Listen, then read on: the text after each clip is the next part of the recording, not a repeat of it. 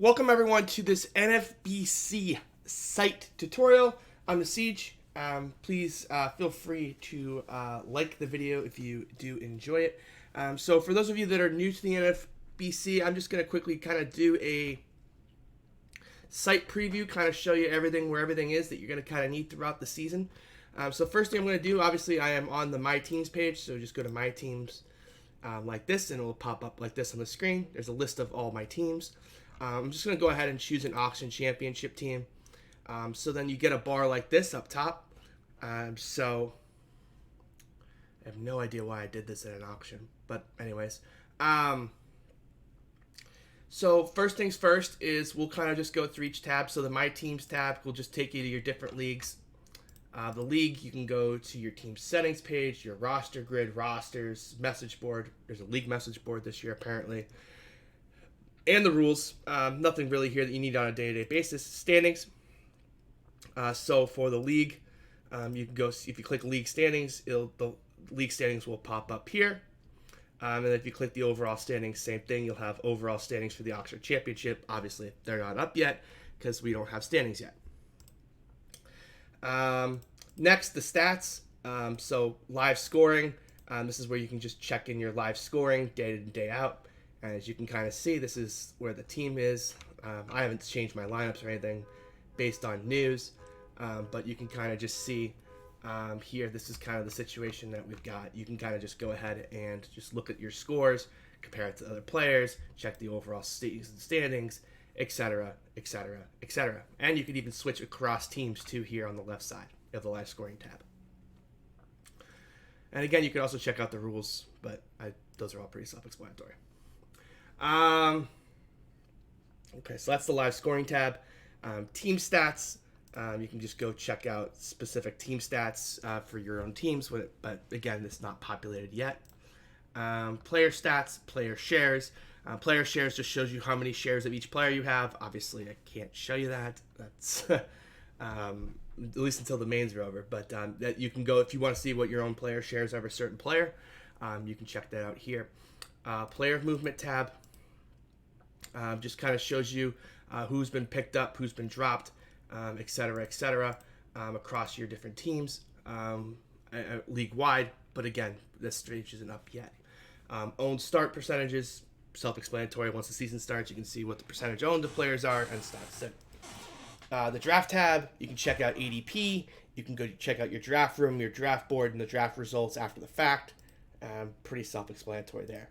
All right, so then we get to the good boys, which is your transactions tab. You're going to live here most of the time during the season.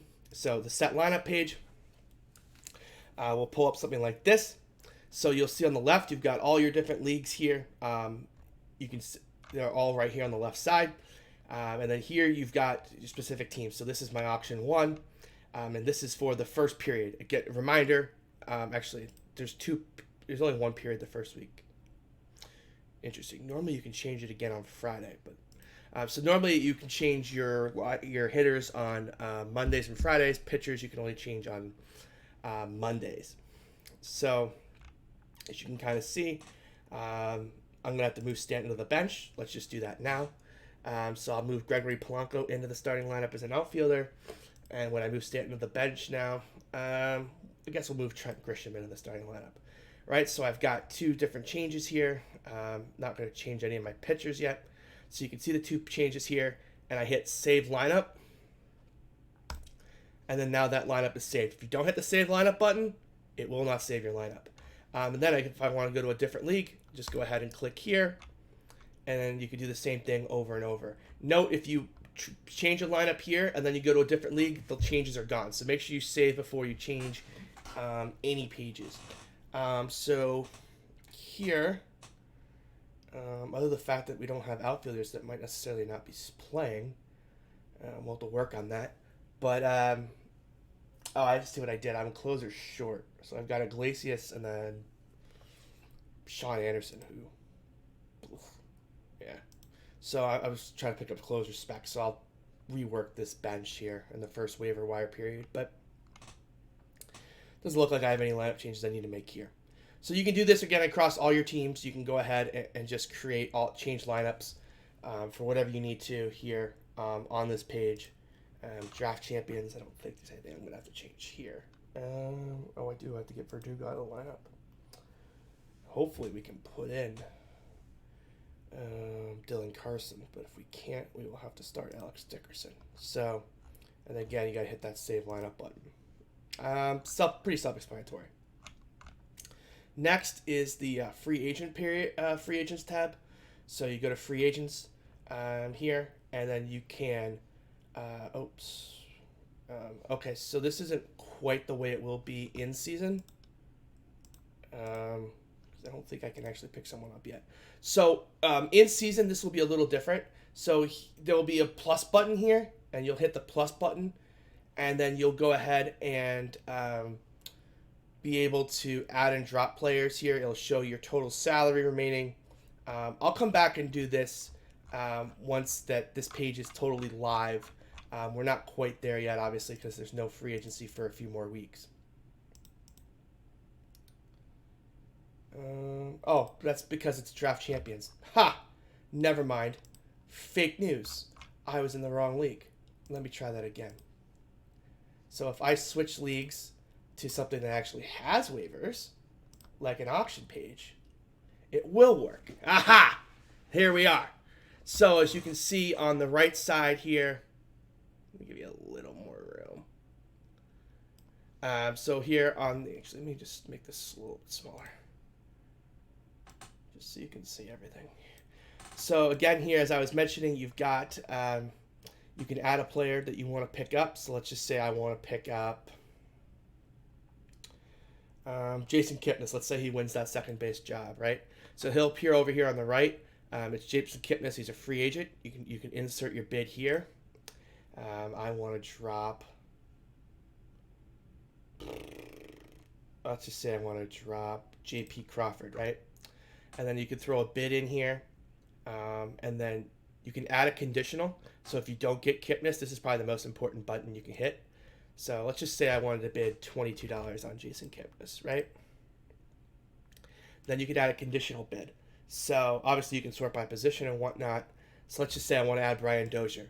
So you can see here he now appears below Jason Kipnis, and you can change this bid. So let's just say I'm okay bidding $22 for Jason Kipnis, but I want to bid $2 for Dozier. You can do that as well. And then you can go down the list. Now note, these have to be in order from highest to lowest. If they aren't, it will automatically try to correct them for you. So be careful. Make sure it's always going from highest bid to lowest bid. When you're done with that, you can hit save. And then you can move on to the next one. So let's just say I wanted to pick up Albert Pujols, etc. And you can keep going on down the line. Now, note, I normally have more than one conditional if I was to drop someone. But that's just kind of a gauge on how this page works. You can sort across positions. You can sort by ownership, start percentage, date added to the player pool. This is very sneaky. So, for example, Kwon Young Kim was added to the player pool on 2/11. This is very useful to find guys that have just been called up. So if you're trying to find like new latest guys, searching by the added date is really helpful so you don't forget someone that got called up that you might want to bid on. So I always, the added sort is one of my favorite sorts, just so I can kind of go through the players that have all been called up in the last week and make sure I'm not missing someone. Let me go ahead and delete these. I certainly don't want to do any of those transactions. Finally, so you'll have my fab results. So on this page, you'll just kind of see what happens with the bids that you processed in a specific league. If you go to fab results, it will be the fab results of the entire league. Note you can sort through all your different leagues here without having to change the page and look for the fab results. And then pending fab. So when you've put in all your free agent bids across all your teams, you can come here and see that there's pending claims. So you can just double check your work. So this is kind of a nice stopgap at the end of the day. On Sunday, make sure that you have all the claims in the right orders. You didn't, for example, sometimes you forget to put a new player in to drop when you do something. So let's just say you're trying to drop 2 second basemen. Sometimes you forget to, and you want to keep all the same players in the player pool. So you'll duplicate it. Let me show you what I'm talking about, because I should have showed you that the first time. So let's just say I want to pick up 2 outfielders, right? So Jay Bruce for G-Man Choi, and Matt Adams and Desmond and Frazier, right? But let's just say I have a second dead spot that I want to drop someone else for these same 4, you can go use this copy claim list, and the claim list will reappear. And then what happens though when you do that is sometimes you forget to pick the second drop. So that's where the other page can be very helpful for you, is the pending fab page, because it can help you be like, oh, I forgot to change who I wanted to drop here as well. So this is a really good page to double check, make sure everything is the way you want it to be. And then league transactions is just, again, you can just see all the transactions across the league. Sometimes if you really want to know like when a player was added and dropped, you can come here as well. And then research, you can just see the probable pitchers, games per week, all that just standard stuff is over here in the research tab. But most of the time you're going to be spending on your league pages are going to be in the transactions tab to set your lineups, free agents, that sort of thing. And then the standings tab is really where you live most of the time as well. All right, that's it for the NFBC preview. If you guys have any other questions, feel free to drop them in a chat. Let me know. And until then, we'll see you next time.